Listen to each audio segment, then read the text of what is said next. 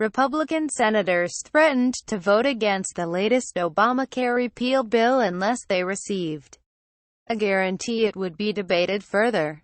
Lindsey Graham, Ron Johnson, and John McCain's votes would have been enough to scupper the bill's chances. The Senate and House have repeatedly disagreed on a series of health care bills ahead of summer recess. House Speaker Paul Ryan seemed to accede to the demands, but said it was now the Senate's job to produce a plan. If moving forward requires a conference committee, that is something the House is willing to do, he said in a statement. The reality, however, is that repealing and replacing Obamacare still ultimately requires the Senate to produce 51 votes for an actual plan.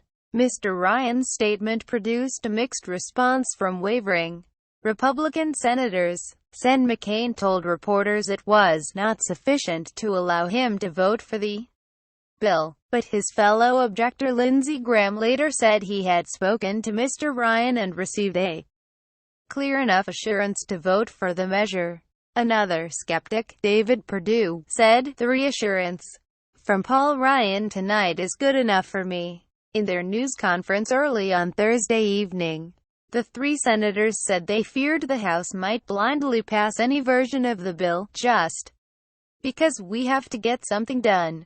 "I'm not going to vote for a bill that is terrible policy and horrible politics," Senator Graham said.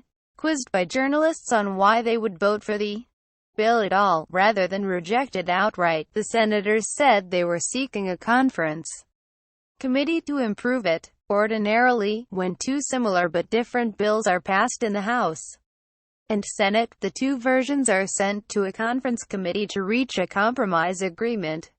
But if the House simply voted to approve the Senate's bill as is, it would be sent to President Trump to be signed into law instead.